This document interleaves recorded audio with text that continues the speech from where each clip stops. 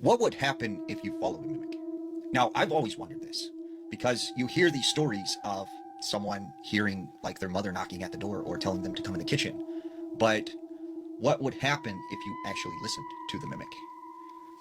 Here's a story that might tell you why you should not follow a mimic. There was this young man named Aiden. Now, Aiden lived with his grandfather and his two parents. Now, one day, Aiden was hanging out in his bedroom and he's playing a game. Well, he hears his parents like pull in and he looks out the window and sees them getting out of the car, unloading some groceries into the house. So he's like, awesome, man, we're going to have something to eat. So he goes back to his game and then he hears his mother say, Aiden, come in the kitchen. I got some food. And he, at this time was like in the middle of a battle. So he's like, hold on, mom, I'll be there shortly. I'm in the middle of a battle. And she goes, come on, Aiden, hurry up, come in the kitchen. And all of a sudden, he said he got a phone call and it was from his mom. And he's like, why is she calling me when she's in the kitchen? So he picks it up and his mom's like, hey, honey, we're at the grocery store. Do you want us to get you anything? And he goes, what do you mean you're at the grocery store? You already got groceries. You're in the kitchen. And she goes, what are you talking about? We just got to the grocery store. And he looks out the window and sees that their car is not there.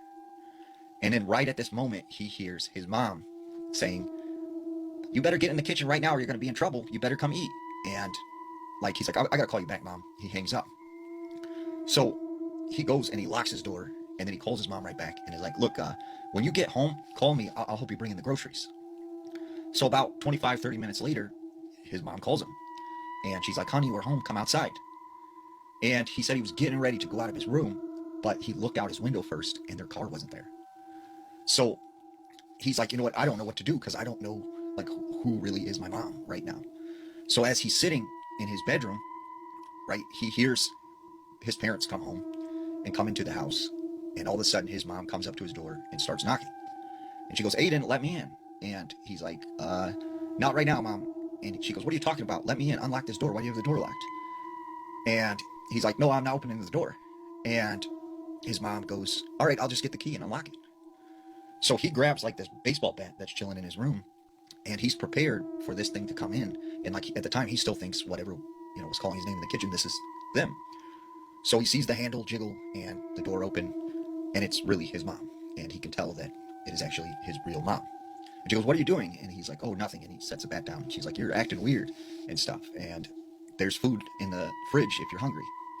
So he didn't know what to make of that. Like, what did he just experience? And he didn't feel like he could tell his parents about it. So he decided to talk to his grandpa, who was kind of like his best friend at the time. So he goes to his grandpa's room and he's like, Grandpa, he's like, have you ever seen something like you can't explain? And he goes, what do you mean? And he tells the story about like how he thought his mom and dad had came home, he's seen their car and everything, but it wasn't actually them. And the grandpa goes, oh no. And he goes, what's wrong, Grandpa? And he says, well, when I was a young boy, I grew up in a small Polish village near Warsaw. And he said, we had this term that was this long Polish word, but it roughly translated into evil twin. And he said they believed there were these evil spirits that could take the form of anyone and would try and trick you and lure you, out into the woods. So his grandpa said, when I was a young boy, my father had me chopping wood outside. And I hear my grandma's voice coming from the forest. And she's saying, come in the woods. I baked you a pie. Like, come out here. It's nice and warm. Like, you'll like this pie.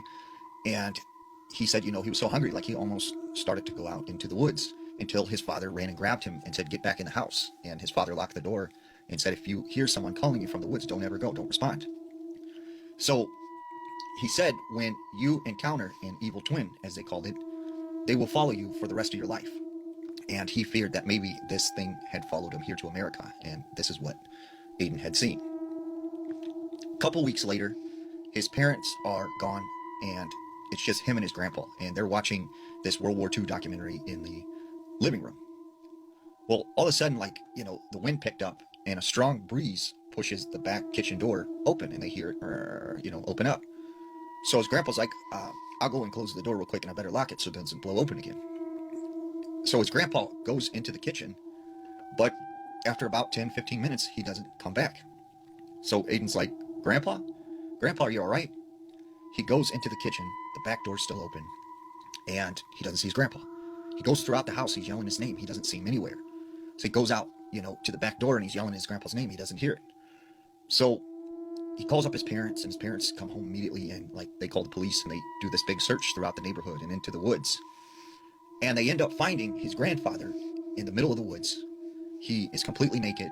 He is confused and like doesn't know who he is, doesn't know anything, doesn't remember anything.